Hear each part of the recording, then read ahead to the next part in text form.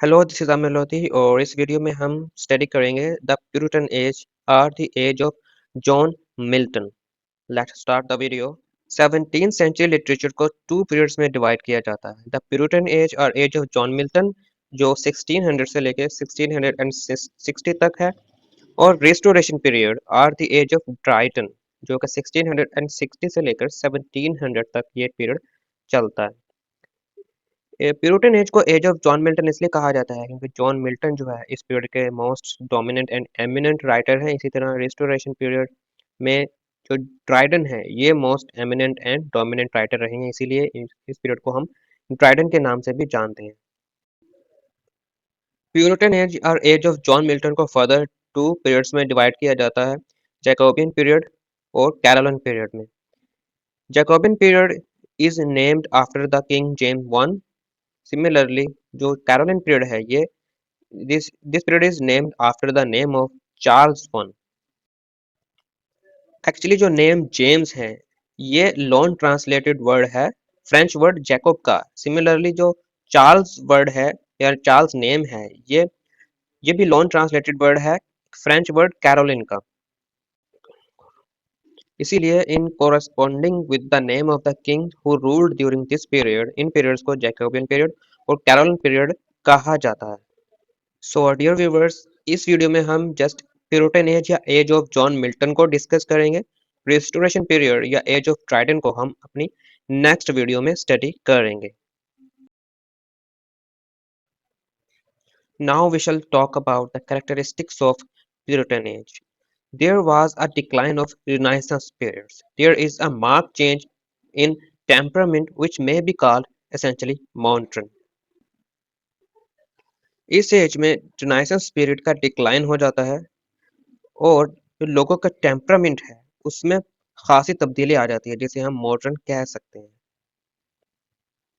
इस पीरियड में हमें एलिजाबेथन में जो शेक्सपियर और स्पेंसर और सिडनी जैसे मास्टर लिटरेरी फिगर थे वो हमें इस पीरियड में दिखाई नहीं देते।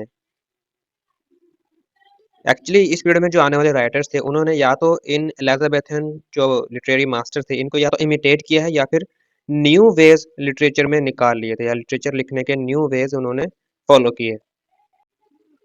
Spirit of science is another characteristic of this age that was popularized by the such great men as Newton, Bacon and Descartes। तो इस एज के जो एक और कैरेक्टरिस्टिक है तो अब स्पिरिट ऑफ साइंस है, which means observation and analysis इस एज में जोर पकड़ लेते हैं, जिन्हें न्यूटन जैसे साइंटिस्ट जो कि एक बहुत फेमस फिजिस्ट हैं, सर आइजैक न्यूटन, और बैकन जो कि एसाइस्ट जिसे हमने पिछली अपने वीडियो में भी डिस्कस किया था, जिनका ताल्लुक जो एलिजाबेथन एज से था, ये वहीं पर सबसे पहले जो है दिखाई दिए, लेकिन एक्चुअली इनको पॉपुलैरिटी प्यूरिटन एज में आकर मिली थी, इसलिए इनको यहाँ दोबारा डिस्कस किया जा रहा है। इन्होंने बहुत से साइंटिफिक जर्नल्स लिखे थे, साइंटिफिक एसेस लिखे थे, इसी वजह से इन्हें स्पिरिट ऑफ साइंस में इन्हें हम इंक्लूड करते हैं। तो यही वो पीरियड था जब राइटर्स ने इंग्लिश लैंग्वेज को एज अ टूल यूज करना शुरू कर दिया था, फैक्ट्स को स्टोर करने के लिए और उसको नेक्स्ट जनरेशन तक कन्वे करने के लिए।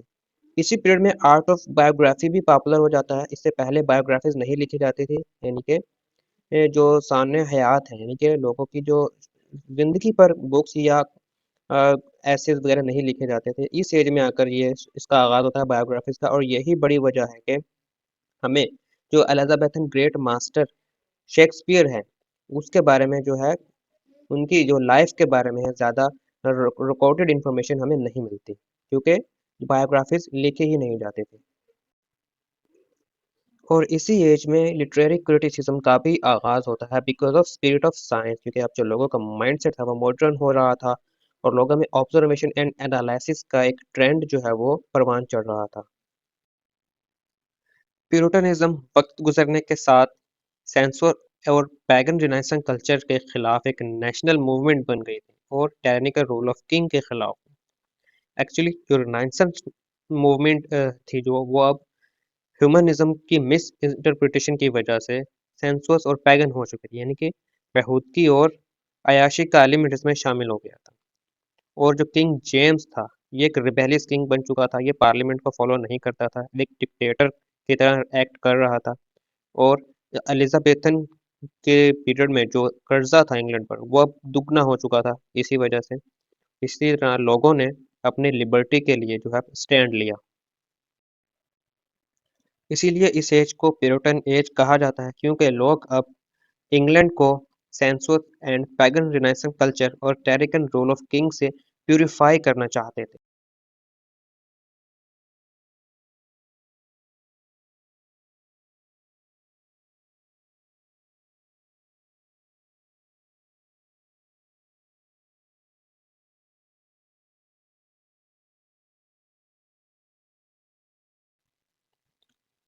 लिटरेरी जॉनर्स की बात करें तो प्यूरिटन एज जो है पोइट्री इस एज में डोमिनेट करती है।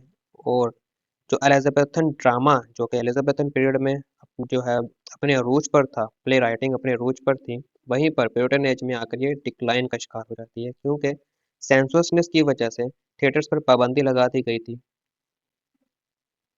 अब ड्रामा चूंकि स्टेज पर परफॉर्म करने के लिए ही लिखा जाता है, ये ट्रेडिंग पर्पस के लिए नहीं होता, इसलिए ड्रामा नहीं लिखे जा रहे थे। यही वजह है कि इस एज में हमें कोई नामवर ड्रामाटिस्ट नहीं मिलता। प्यूरिटन पोएट्री को हम थ्री पार्ट्स या थ्री स्कूल ऑफ पोएट्री में डिवाइड कर सकते हैं। Poetry of the school of Spencer, poetry of the metaphysical school and the poetry of the Cavalier poets. School of Spencer's की बात करें तो ये राइटर्स का एक ऐसा ग्रुप था जो कि एडमंड स्पेंसर को फॉलो कर रहे थे। अपनी राइटिंग्स में स्पेंसर को अपना मास्टर कंसीडर कर रहे थे, और इनमें Phineas Fletcher and Giles Fletcher का नाम आता है। They wrote a number of Spenser and pastorals and allegories. उन्होंने बहुत सी स्पेंसर को फॉलो करते हुए पेस्टोरल्स एंड एलेग्रीज लिखी। अब ये पेस्टोरल्स क्या होती हैं? ये वो पॉम्स होती है, वो पोएट्री होती है जिसमें हम विलेज लाइफ को डिस्कस करते हैं, विलेज कल्चर, शेफर्ड्स की बात करते हैं जिसमें। और एलेगरीज शॉर्ट मॉरल स्टोरीज होते हैं जो कि ऑफ्टन एनिमल कैरेक्टर्स पर मुश्तमिल होती है, जो एनिमल्स कैरेक्टर्स के जरिए जो है कोई आइडिया कन्वे करने की कोशिश की गई होती है। इसी तरह ये एक visible symbol representing and abstract idea होता है, कि विजिबल सिंबल होता है जो कि एक एब्स्ट्रैक्ट आइडिया को रिप्रेजेंट कर रहा होता है। इसमें फिक्शनल कैरेक्टर्स होते हैं, जो फॉर एग्जांपल पाकिस्तान की एक एनिमेटेड मूवी है द डोंकी किंग, जो कि पॉलिटिकल सिस्टम पर बहुत बड़ी स्टायर है।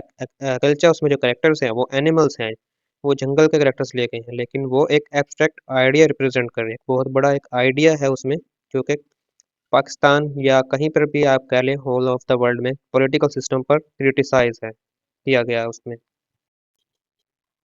तो पेस्टोरल और एलेग्रिस लिखने वाले राइटर्स में William Browne, George Wither and William Drummond शामिल हैं। नेक्स्ट है parts of metaphysical school. Metaphysical school को डिस्कस करने से पहले डिस्कस कर लेते हैं कि मेटाफिजिकल पोइट्री किसे कहा जाता है।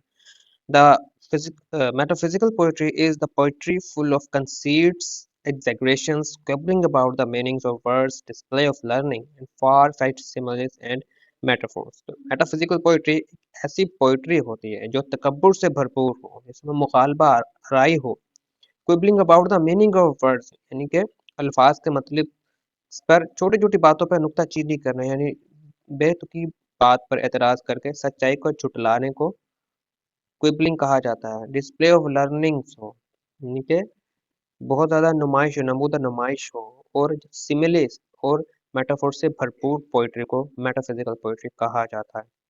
The metaphysical poets were John Donne, Herrick, Thomas Carew, Richard Crouch, Henry Vaughan, George Herbert, and Lord Herbert of Cherbury.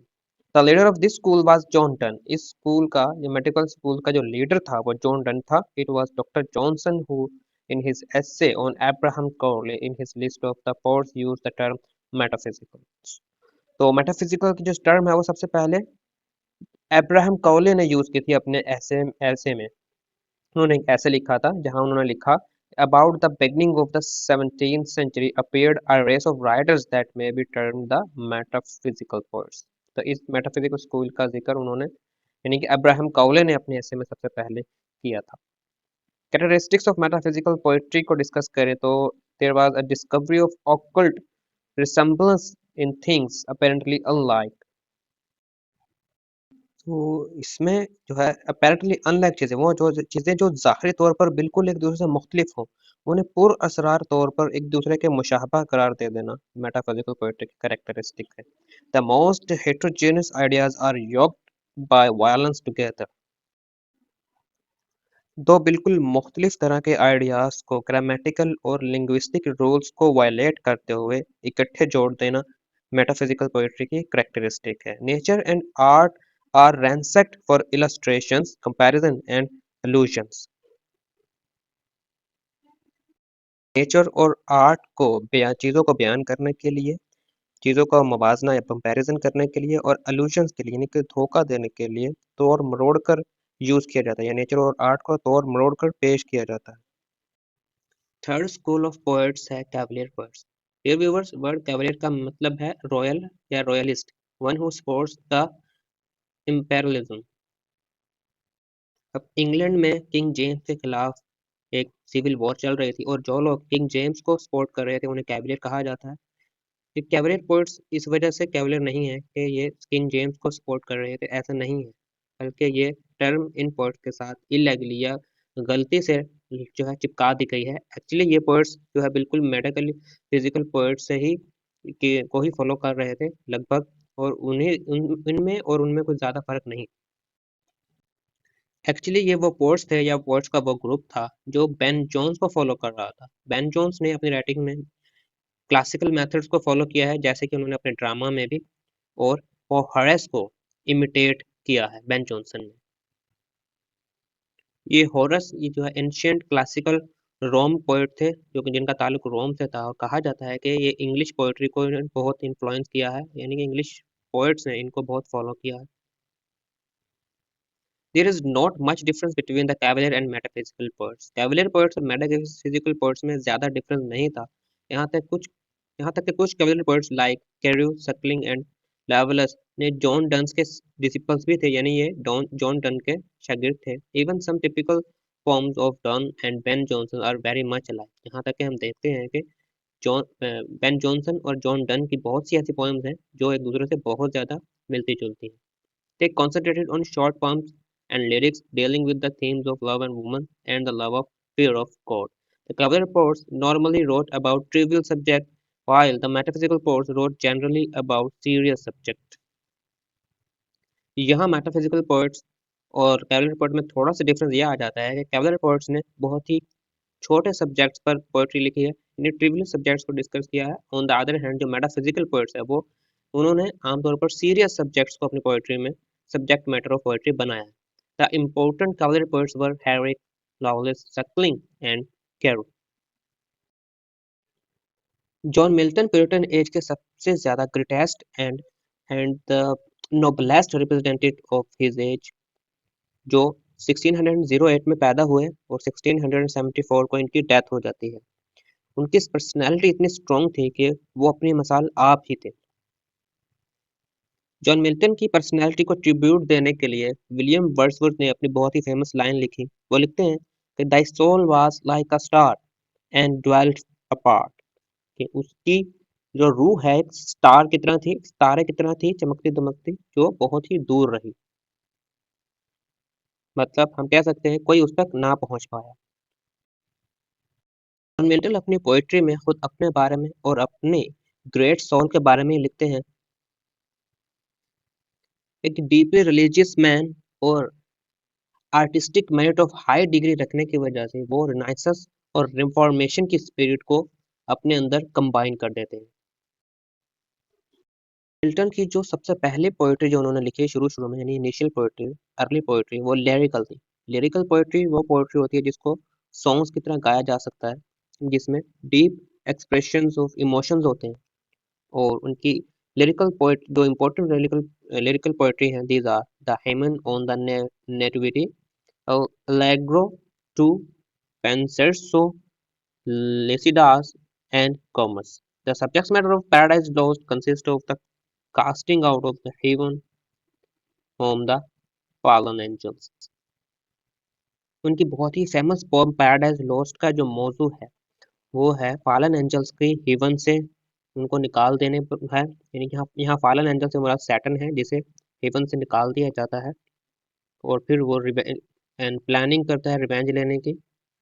Saturn's flight, man's temptation and fall from grace. इसी तरह इंसान एडम इस तरह से सैटर्न्स के से बहकावे में आकर अपने आप को अपने दर्जे से गिर जाता है and the promise of redemption. और फिर आखिर में उसको किस तरह से निजात मिलती है। After the Shakespeare, the drama in England suffered and a decline during the reign of James I and Charles I. The heights reached by Shakespeare could not be kept by later dramatists, and drama in the hands of Beaumont and Fletcher and others became what may be called decadent.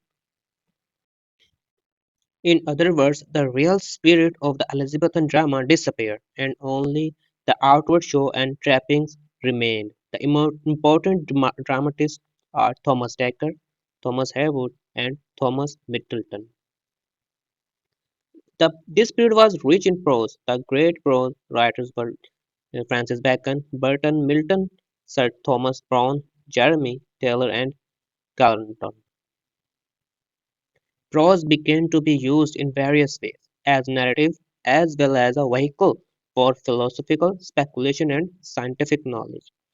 Francis Bacon belongs both the Elizabethan and Jacobean period. He was a lawyer possessing of great intellectual gifts. Ben Jonson wrote of him, "No man ever curved or turned aside from him without a loss." As a prose writer, he is the master of the aphoristic style. Dear listeners, the Puritan Age here comes to an end. See you again in the next video. Take care of you.